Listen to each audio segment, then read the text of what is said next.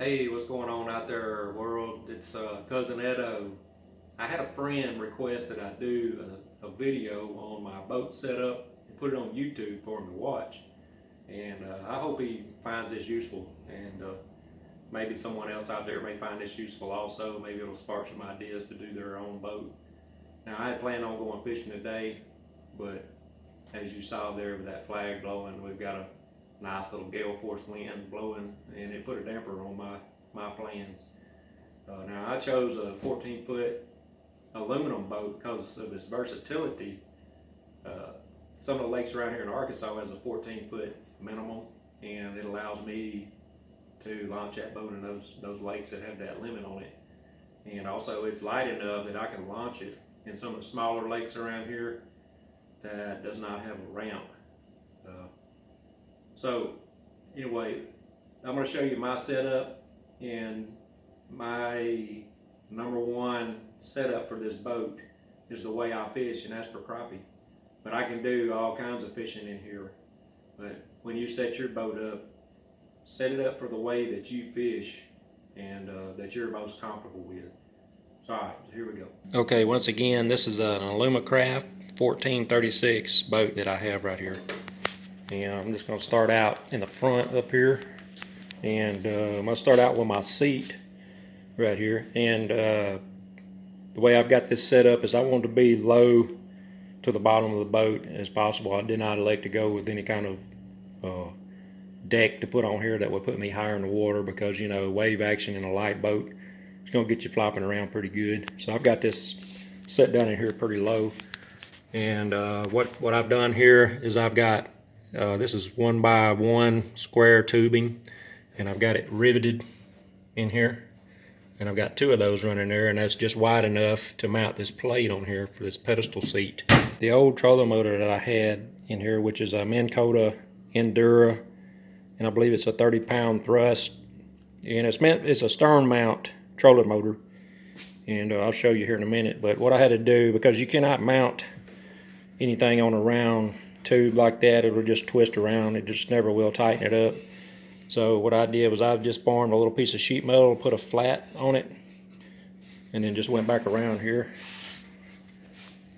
and I've got a couple of bolts in there, and that will allow that trolling motor to mount on here and be very, very firm. So I'm going to show you. I got my trolling motor right here, just set down on there for right now. I don't use this anymore because I'm going to show you why here in a second. But all I got to do is just clamp that down on there, and it'll be just as tight as could be. Now, the way you do this, if you don't want to spend no money on any kind of special trolling motor, and this way that I did it in the beginning, was you take this bolt out right here, take it out, spin this around 180 degrees, and then just put the bolt back in there. Now you can control it from here. And of course, the reason why I don't use this anymore is because I've got this Minn Kota Rover over here with a spot lock on it function, an iPilot, which I'm really liking, and I've got it set up here on just a temporary wood mount till I get some time to go in there and I'm going to put an aluminum mount in there and probably a mount plate. Now right down here I've got some outlets. This is just nothing more than a 7-pin connector. I've got this older trolling motor hooked up to a 7-pin connector, and all I have to do is just plug that in, and then I can turn it on. That's all there is to that. If I want to take it out, all I gotta do is just unplug it. Now right down here I've got the 50-amp breaker that's just screwed in right here, and it runs off of this trolling motor plug right here. And I've got a couple of power outlets, just plain old 12-volt power outlets plugged in right there. And one of the things that I'm always using out there is I've got a cord for my GoPro right here, and it just plugs in there, turns blue, and that just goes into my GoPro, and I can sit there and film all day as long as I've got memory on my card. I don't know if you see that white wire down there. It's running down underneath my leg and then back up over the other side, so it's kind of out of my way, and it goes in back behind my life jacket, plugs into my GoPro. This modification right here is fairly new. Probably only about 3 or 4 weeks that I've done these mods where I've cut some holes in here and added some storage and able to get back in there and do some wiring and stuff. I basically got rid of my trolling motor wires over there that I was constantly kicking with my feet. And this is an older mod that I did right here that I just made with some scrap materials that I had for that little access panel. And I already had this stuff right here, and I just was able to get back in there and mount that stuff and put in some fuses for it and everything. If you want to know about my fish finders, well, my main unit is this one back here. This is a Humminbird, and it's a 898 with a side imaging on it. It's probably 10 years or older, I guess, and I've only had this for about a year. I didn't even know how to use one, didn't even know what one was, and I started learning to use this thing right here.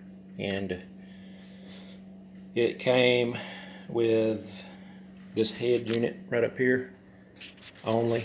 There was only a head unit for this. This is just a 2D sonar, and it's a 787C. And what happened was I had an older Piranha Max that quit working on me after about a year, and I was able to use the mount and then just make me a piece of wood in there to mount it to this mount. And I was able to use the transducer off of it. It works just fine with that unit. And I've got this set up right here that's just really easy to remove and install for whenever I need it. And this is just a cup holder that I mounted. As you can see, this cup holder right over here, it's the same thing. I just took the cup off of it. I cut me a little wedge on there so I can get in there and put a screw in there and screw it into that piece right there, and that works really, really well. And this stuff normally isn't installed on here. And I was able to get this unit right here pretty cheap off of Craigslist, you know, because nobody really uses these anymore. They come out with newer models. So I actually got this pretty cheap, and it has a GPS sensor that's mounted down in here. There we go. It's mounted right here to a wooden block, and the block is just screwed straight in with these screws right here. And I've cut me a hole here for my wires because I wanted to get rid of all my wires that I possibly could. And I've got a little rubber grommet on there, so if I don't need this, I'll just shove that back up in there when I'm not using it. If I want to do some spider rigging, I've got a couple of these things right here set up. These are pretty dusty and I don't use them very often, but all this is just a piece of pipe. Everything I got here, I believe, except for this threaded rod, was I had already.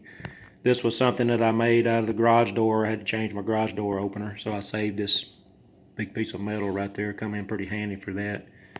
And I've got a threaded rod there, wing nut, washer, and then these are real cheap. I think they're about $2 a piece. They come from Walmart. And I'll show you how this hooks up.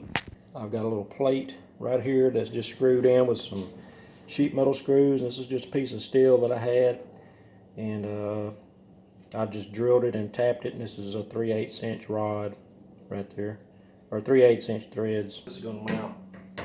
That threaded rod is going to go right into that plate right there and thread into the plate all the way down, and then this just wing nut just tightens it all down, makes it good and tight. And I can angle this whichever way I want to angle it. Of course, these will be facing the right way. This normally goes on that side. And I got another one of these little plates over here that's pretty much the same thing. It's got 3/8 inch threads right there, and I could put in another spider rig over here, little bracket.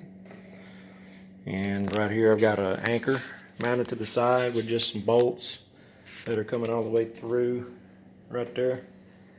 And I really like this right here because you don't have all of that rope inside of your boat. So I just right here, if I want to let it down, all I got to do is just reach over here and just hit that little button right there, turn it, and it'll go right down. I want to crank it back up, crank it right back up. And I don't normally mount this on here unless I'm using it for the day. It doesn't ride down the road like that. But cup holder off of Amazon for my beverage, which now is just water. It used to be coffee, but I had to quit drinking coffee. And so I'm just drinking water now. Right up here I've got a cleat that I can use to tie off with. This is a clamp that I use to clamp around a limb or something if I want to clamp off if it's real windy, and I just wrap that rope around that little cleat right there. Here's my tackle box, my stringers, and I use these when it's cooler weather. It starts getting warm in the summertime, I'll get a cooler for obvious reasons. Now these are my newest modifications on the boat right here, is these little doors that I can open up and be able to access all of this stuff. So I've got one on each one now. This one back here, took all the foam and everything out of here, and I've got a battery mounted in here. And there's my little GPS, not my GPS, but my heading sensor for that Minn Kota Tarova trolling motor. And I've got some storage in there for one day. I'll start storing some stuff in there. And then I've got another one back here with this battery back here. This runs a trolling motor. That one up there runs my electronics, and it's also for backup if I need to have another battery on there for whatever reason. The one drawback to putting that battery in there is the weight of that battery, me and that trolling motor, makes it set a little bit lower than it used to, and makes my rear end set up high. So that's just one thing to think about. Right down there I've got a 60 amp breaker, and that runs everything in the front, from my big trolling motor to everything else. I've got fuse boxes on every well also. These were about $13 off of Amazon, and I put one in every well. And if I have to wire something up, all I got to do is just run it right straight to that fuse box there. I don't have to run wires all the way from the front to the back or anything. Everything is right there for me. The way I've got these batteries mounted in here is I've got a 1x4 is what this is, and I've got two of them, and they are screwed in to right here. Now this doesn't even touch the bottom of the hole, which is what I wanted. I didn't want the battery to bounce up and down on the hole. And I've just got a little eye hook running to that board on each side with a strap to strap it down and keep it from bouncing around. And back here my connections is just my big wires right here are just the regular battery terminals, and then I've got these eyelet terminals that are feeding my fuse box right there.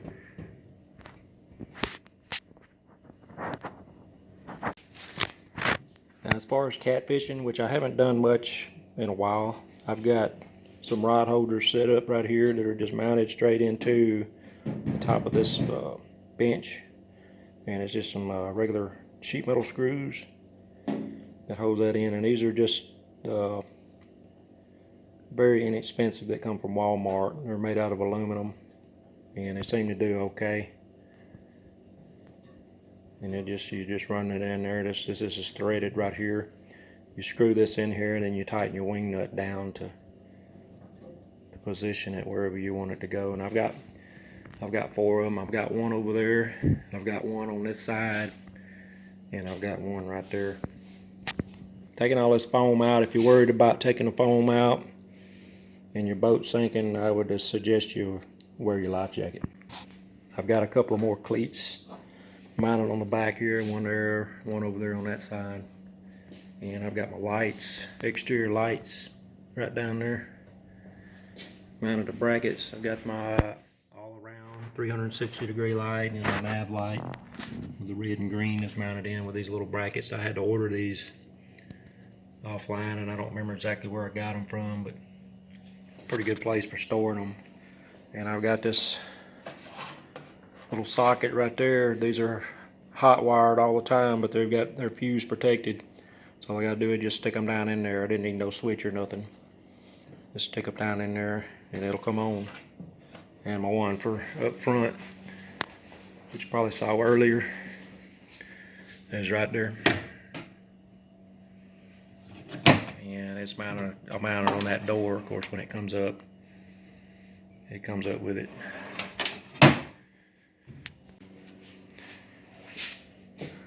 I used to have both my batteries back here in the back and my gas tank over on the other side, and it was so much weight back here that my front end stuck up pretty good. It was alright if I was up there, but if I walked back to the back, my trolling motor would come out of the water.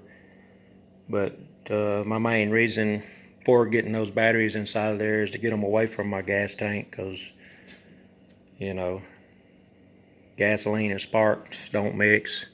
Well, maybe they mix quite well with a big loud boom. I didn't want to be a fireball out on the water, so I've got them away from that gasoline right there. And I had a battery tray. Well, I still got that battery tray. I had another one over there, and I just removed it when I put my batteries in here. My transducer for that side imaging is mounted right back here. This was my old Piranha Max where I had it mounted, and I just put this transducer right here in the back for that Humminbird unit. Now, I don't know if we can see this right here. There's a weld right here that will create turbulence if you're going too fast. And if you're going too fast, you won't be able to see what your true depth is. I've noticed that a few times. My trailer, basically I've got this mounted this way to get my lights up out of the water, so my lights don't go underwater when I back the trailer in. They stay up nice and clean. So, and I've just got this is some old scrap iron that I had, and I'm not a very good welder, so I'm gonna hide that right there, but it works pretty good. And I got some of this old wood right here that never rots, and mounted on there just to give me a little bit of padding for my boat. And here is my 1986 Johnson 8 horsepower outboard that I got real cheap off of Craigslist.